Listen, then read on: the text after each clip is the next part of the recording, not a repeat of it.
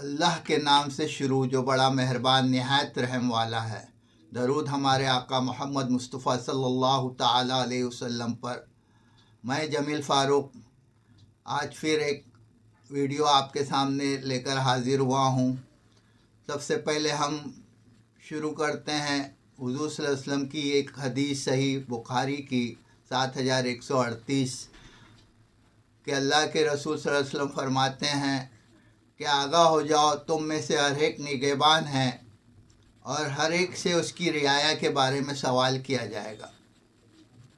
اس حدیث کے تحت ہم اپنے گھر کا جائزہ لیتے ہیں کہ سورۃ النساء میں آیت نمبر 34 میں اللہ تعالیٰ نے مرد کو عورتوں پر حاکم مقرر کیا ہے، اور ایک جو مرد ہے، جو باپ ہے، اسی کا حکم، وہ اس کے تحت جو ہے اس کے بچے، اس کی بیوی آتی ہے، جس کی اصلاح کی ذمہ داری اس مرد کے ذمے ہیں، اور اگر وہ اپنی ذمہ داری سے منہ موڑتا ہے، ذمہ داری کو ادا نہیں کرتا ہے، تو اس سے اللہ سوال کرے گا قیامت کے دن۔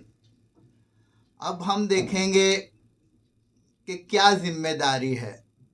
تو ایک جملے میں اگر کہا جائے تو نیکی کی دعوت دینا اور برائی سے روکنا، یہ ہماری ذمہ داری ہے۔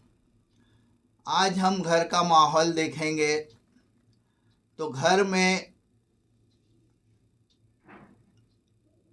دیکھیں گے کہ زیادہ تر گھروں میں سارا حکم وہ عورتوں کا چلتا ہے، اور اس بات کو لے کر جن گھروں میں عورتوں کا حکم چلتا ہے، عورت حاکم ہوتی ہے، لوگ اس مرد جو ہے اپنے آپ کو بڑا لبرل سمجھتے ہیں، اور وہ سارے فیصلے، اگر بھائی بہنوں کی مدد کرنا ہے، بہنوں کو جائیداد میں حصہ دینا ہے، یا بہن کسی بھائی کسی مصیبت میں اس کی مدد کرنا ہے، تو کہیں گے کہ تمہاری بھابھی سے لے مت مانگو، یا اپنی بیوی سے پوچھ کر ان کی مدد کریں گے۔ اور شادی بیاہ کے سارے فیصلے کہ کون سی لڑکی کے لیے لڑکا دیکھنا ہے، یہ کرنا ہے، سارے فیصلے جو ہے وہ عورتوں کے اوپر ہوتے ہیں۔ ایون ہم دیکھتے ہیں کہ گھر کے اس مرد کے لیے کپڑے لینے ہیں یا بنیان انڈر گارمنٹ لینا ہے تو بھی وہ عورت ہی کرتی ہے۔ موصوف جو ہے وہ اس میں خوش ہے کہ ہم نے عورتوں کو آزادی دی ہے، اور ہم بڑے روشن خیال ہے، لیکن وہ یہ بھول جاتے ہیں کہ اس میں ہم جو ہے اللہ نے جو ہم کو حاکم بنایا ہے، اللہ نے جو ہم کو ایک عہدہ دیا ہے، اس سے ہم نہیں لے رہے، اور اپنا ذہن سے آج کے معاشرے کے حساب سے عورتوں کو خود مختاری دے رہے ہیں۔ میں یہ نہیں کہتا ہوں کہ عورتوں کو بالکل جو ہے غلام بنا کر رکھا جائے، یہ تو بہت بڑا گناہ کا کام ہے۔ عورتوں سے رائے مشورہ لیا جائے، عورتوں کو بتایا جائے کوئی گھر کے بڑے فیصلے ہو تو، لیکن آخری فیصلہ جو مرد حاکم ہوتا ہے اسی کو سوچ سمجھ کر لینا چاہیے، کیونکہ اللہ نے اسے وہ اختیار دیا ہے۔ اب حدیث کی ہم بات کریں گے کہ ہر ایک اپنی رعایا کے لیے ذمہ دار ہے، اس کے ماتحت جو ہے اس کا وہ ذمہ دار ہے۔ اس کے تحت ہم پورے گھر کو میں جو ہمارے رسم و رواج ہے اس کو دیکھیں گے کہ کیا یہ رسم و رواج شریعت سے تو نہیں ٹکرا رہے ہیں۔ جیسے شادی بیاہ کے موقع پر ناچ گانا، اور عورتوں کا ایک دوسرے کا ناچنا، ایک ساتھ گانے گانا، ڈھول تماشے بجانا، اور جو ہے فضولیات بیجا خرچ کرنا، یہ سب باتیں تو نہیں ہو رہی ہے۔ اور پورے گھر کے ہم لوگ جائزہ لیں کہ برتھ ڈے فنکشن میں یا کوئی اور تقریب میں ہمارے گھر میں کہیں کوئی خرافات تو نہیں ہو رہی ہے.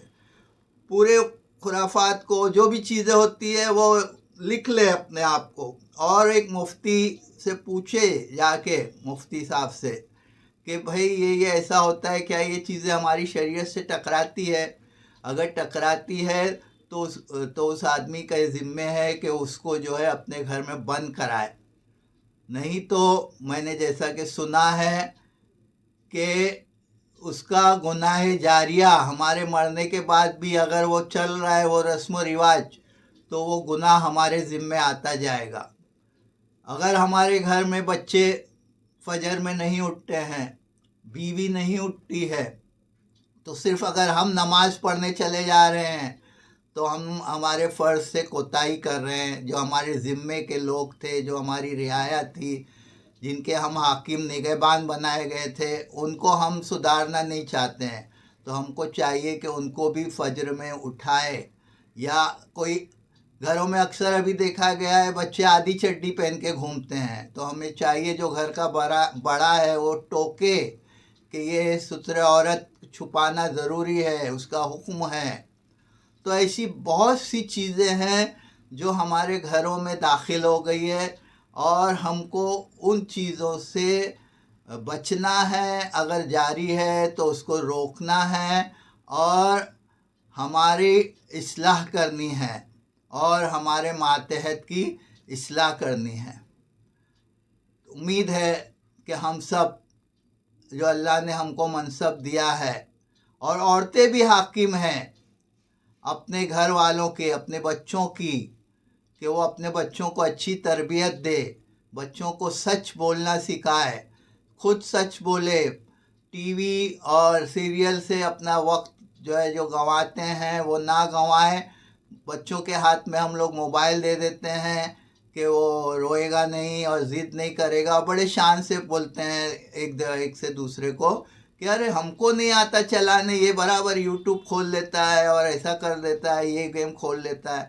ارے چھوٹی عمر میں آپ بچوں کو جو سکھائیں گے، بچوں کے ہاتھ میں جو دیں گے، وہ سیکھ لیتا ہے.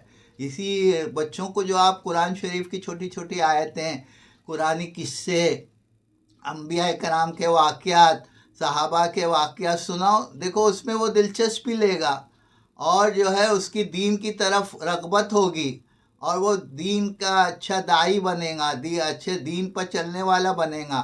دنیاوی تعلیم کے ساتھ ساتھ اگر وہ ڈاکٹر بنتا ہے تو اچھا مسلمان ڈاکٹر بنے گا جو لوگوں کی بھلائی کے کام کرے گا. انجینئر بنتا ہے تو وہ رشوت خوری اور دوسرے کاموں سے پرہیز کرے گا، اور ایسا انجینئر بنے گا جس سے سماج کو فائدہ ہو.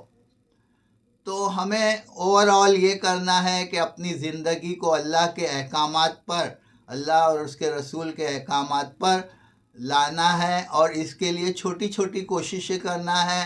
بعض لوگ آپ کو روکیں گے کہ اتنی عمر ہو گئی اس کے بعد جو ہے یہ بولنے لگے، پہلے تو خوب عیش کر لے. بولنے دو، اللہ نے ہم کو جب توفیق دی تب سے ہم بولیں گے. اور میں کوئی عالم وغیرہ نہیں ہوں، میں ایک چھوٹا سا ادنا ایک خادم کی حیثیت سے میں چاہتا ہوں کہ اپنے حصے کا چراغ میں جلاؤں، تاکہ ہمارے معاشرے میں کچھ جو ہے سدھار ہو. امید ہے آپ کو یہ ویڈیو پسند آئی ہوگی. پسند آئی ہے تو لائک کیجئے اور میرے چینل کو سبسکرائب کیجئے. وما علینا الا البلاغ.